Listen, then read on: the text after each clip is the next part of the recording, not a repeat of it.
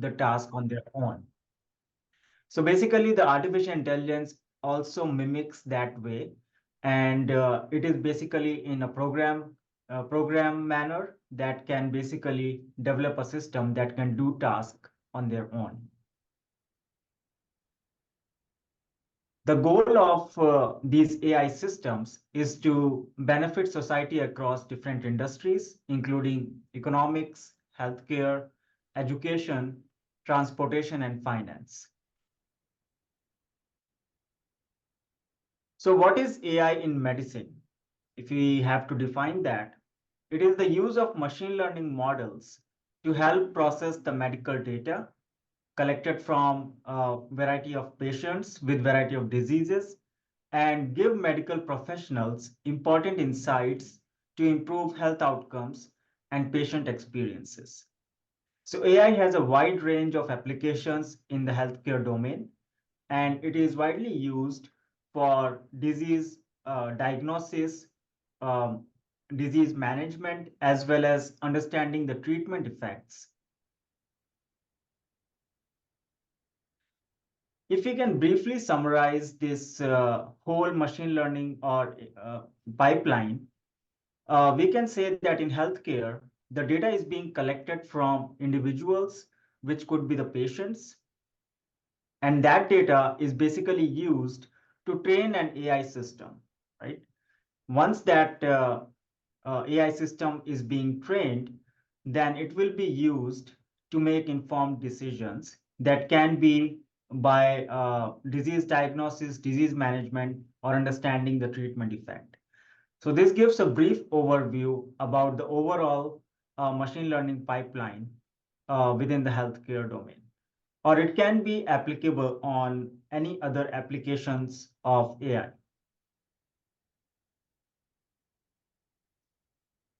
Now I will move into ethical AI part. And what does that basically mean? So AI ethics is kind of a set of guidelines that advise us on the design and outcomes of artificial intelligence. So these are the guidelines that is being prepared from a long time. However, there are no specific kind of generalized guideline that can be applied on all type of systems. So our focus is mostly on the healthcare domain and what should be the implications of those guidelines within the healthcare part.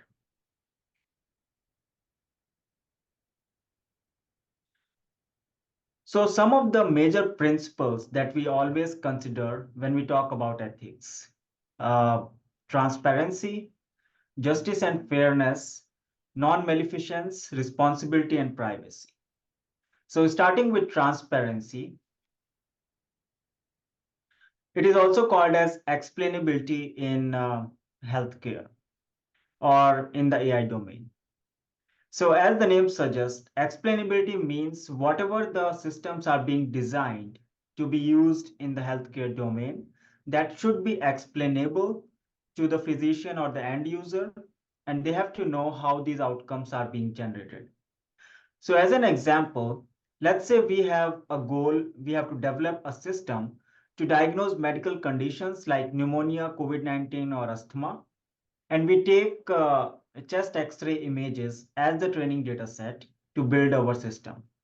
So we use this data set of chest X-rays from the patients, train our model, and then that model will basically produce or detect these conditions automatically.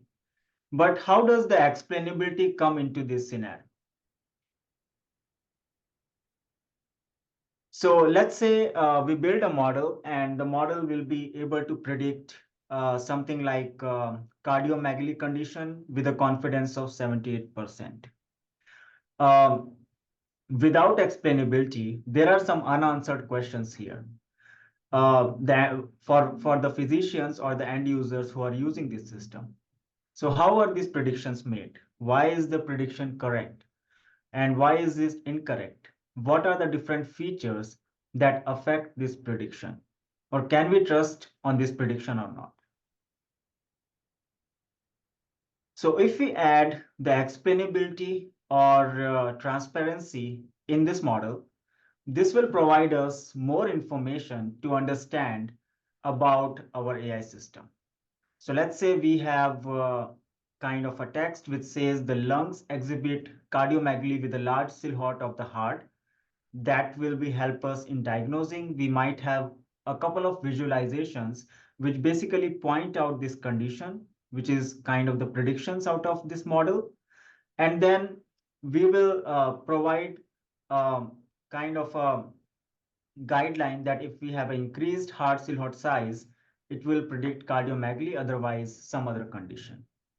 So this is just a simple example of how explainability or transparency is important when we are building these AI systems, and how this help us in interpreting the results and trusting the system. Some of the benefits of transparency or explainability is that it will improve the interpretability of the system. It is easy to comprehend for the end user. The users can reason about that and also help in making kind of a data-driven decisions. And finally, it is helpful for high quality care. So whenever we are designing these AI systems, it should not be just from the one end who is designing the system, but it should also be interpretable on the end user to interpret that systems and question how these results are coming, so that they can actually not get into the situation that the systems get failed or give us the false or incorrect conclusions. The next basic principle is about justice and fairness. As you know, nowadays, there are a lot of AI algorithms in different application scenarios. However, a major concern about these algorithms is about bias. So as an example, as you can see here, MIT researchers exposed bias in facial recognition systems developed by Amazon.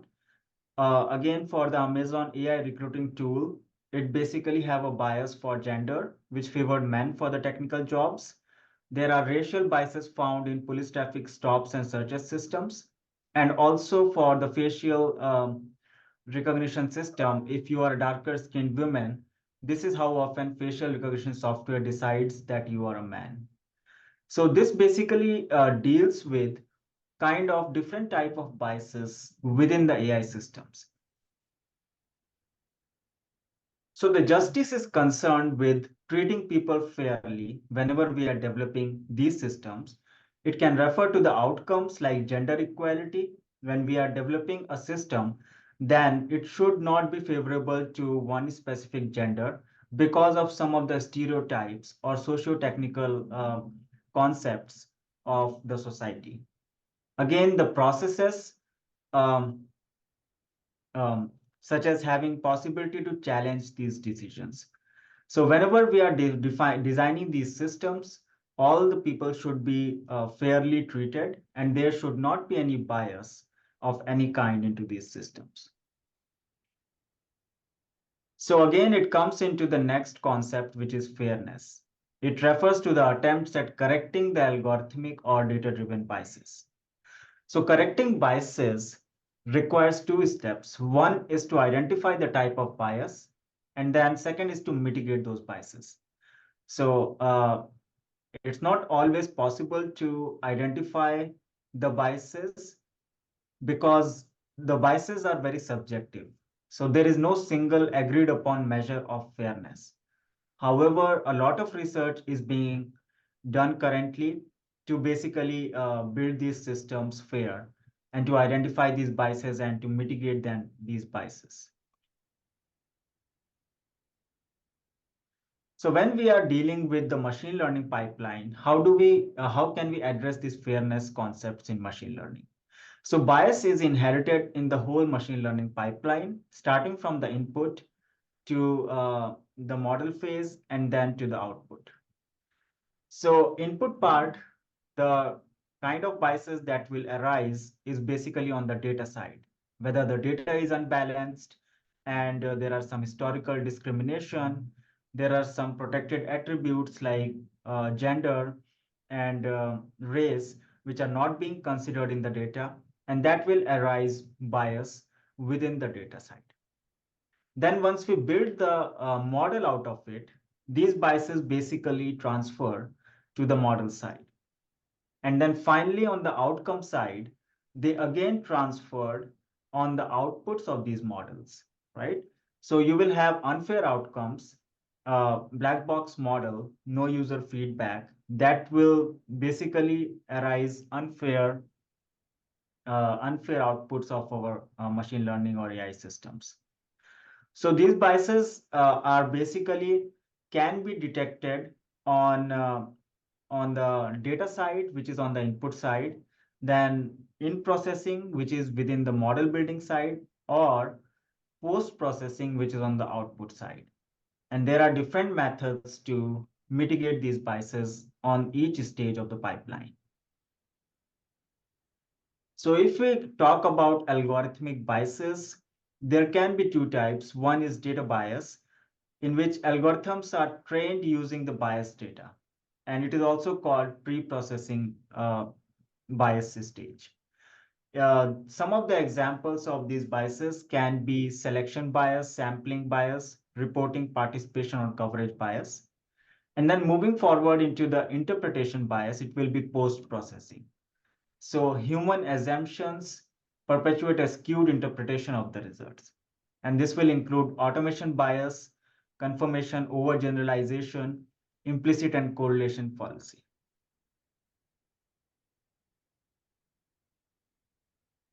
So basically, to mitigate these biases, we have to work on the whole on the data side too, as well as on the algorithmic side, and come up with the solutions to mitigate these biases and building fair AI systems. I'm not going into the details of that at this point. The next principle is non-maleficence, which says that the AI system which is being developed should not harm anyone from wherever it is being used.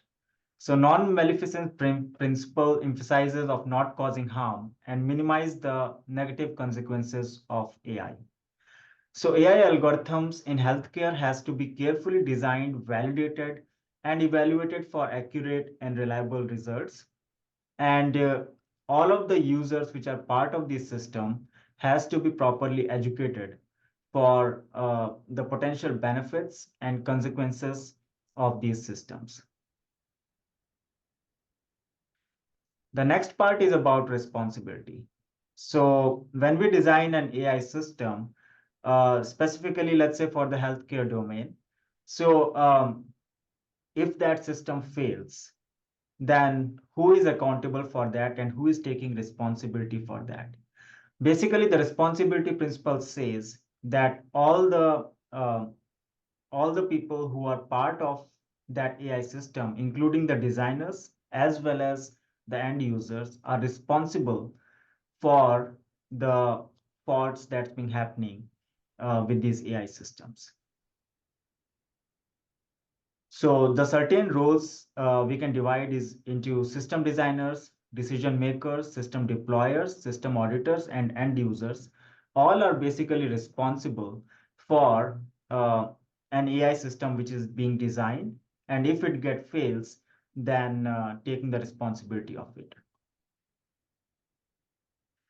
And finally, we talk about security and privacy, which is really important in the healthcare part because there could be different types of attacks that can basically maliciously change your data, and that will affect the outcomes.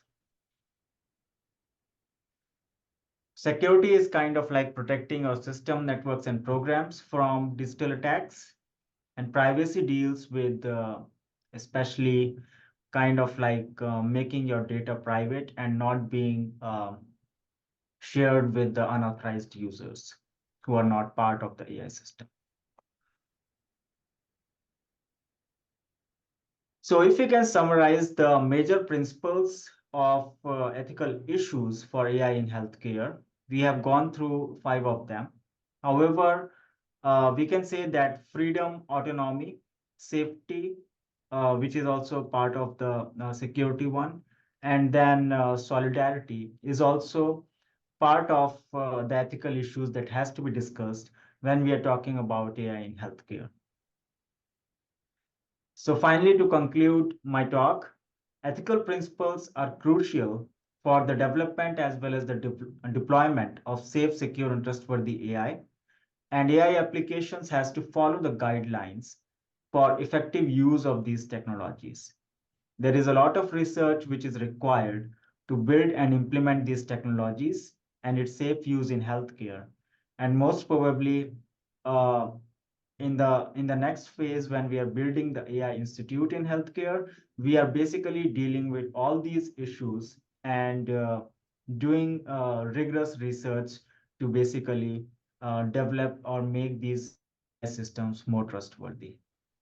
So that's all for my talk, and I am ready to take any of your questions.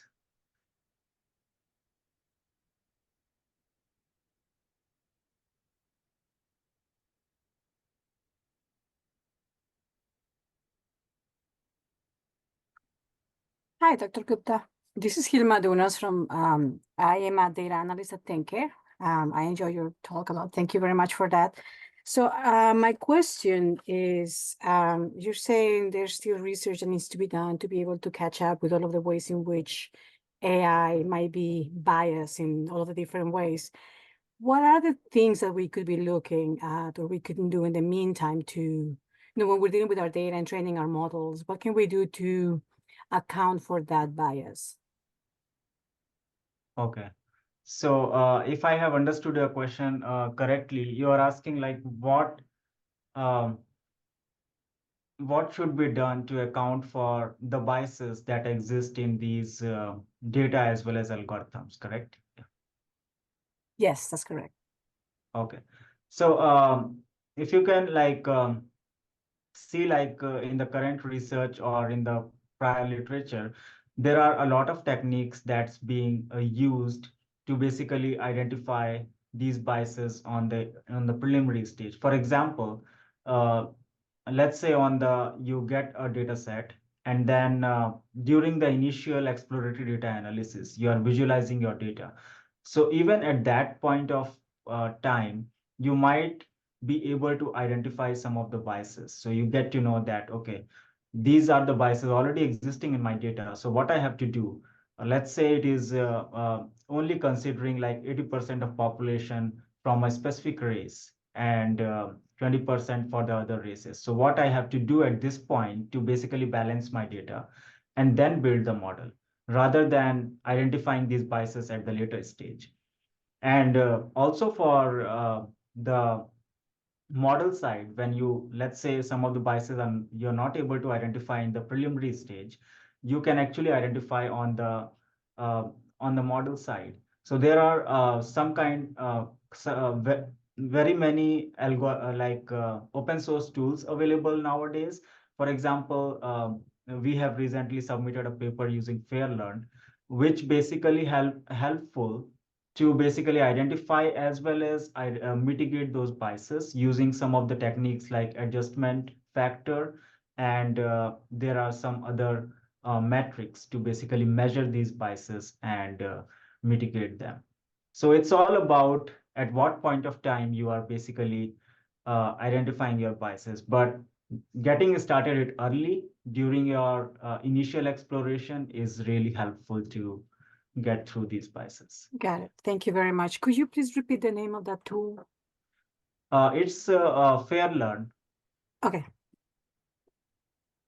and there are a thank lot you. many. I can provide you basically a list of tools that we are currently using Yeah, to. that would be Yeah. great. Thank you very much.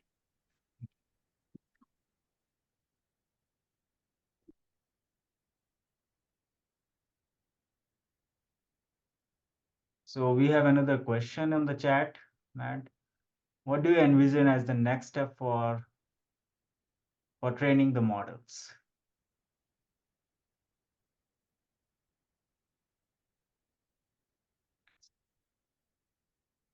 Meaning. Okay. So I'm not completely sure about the question. Um, what is the next step for training the models? Can it be like more elaborated so that I can answer this question?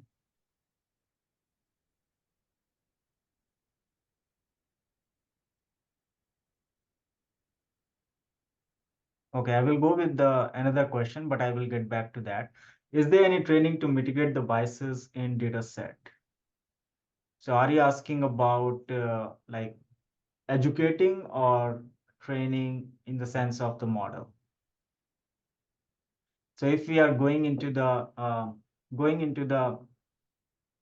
training part, basically to mitigate the biases, there are different metrics from a different type of tools that's being used, and those metrics will help us in mitigating those biases. As a simple example, let's say if the bias exists on the data side, and we found that some specific race data is very less, and our it's kind of an imbalance. So we can utilize some of the generative AI techniques that's recently in the literature to basically generate data for them and then use that to build our model. That way it will, we have mitigated the bias on the data side.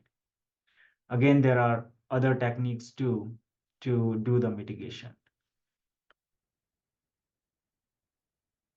Another question I see from Jizu about responsibility if AI predicts or perform wrongly. Who should be responsible for the medical accident? So we can say that definitely the system designer who designed the system will be the most responsible. But on the end user side, before deployment, if they have not thoroughly evaluated that system and then it met with an accident, then that's also a responsibility of the end user who is using that system, that they have not taken time to properly and thoroughly evaluate or validate the system before the deployment. So we cannot give that whole responsibility of failure to the designers when the end users or the physicians or on the hospital side are not doing their kind of proper validation before deploying it on the actual systems. So responsibility should be divided equally on each of the stakeholder in the system.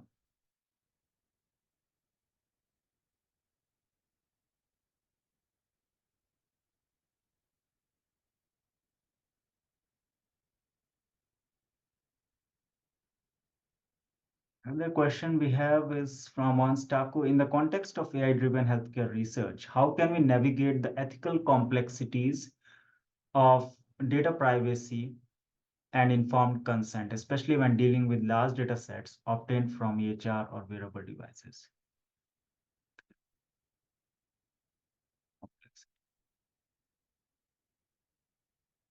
Okay. So generally, like we already have, like I might not be the best person to answer your question, but I can give you like a brief idea from my side that we do have IRB protocols, and that will basically consider the ethical complexities on the data side. However, on the data privacy side, I am not aware of any of the kind of the methods for dealing with the ethical complexities. But definitely whenever we are dealing with the electronic health record data or any data that's being collected from the patients, uh, IRB from the institute is thoroughly evaluating those protocols and come up with the solution that whether this study is following the guidelines or not.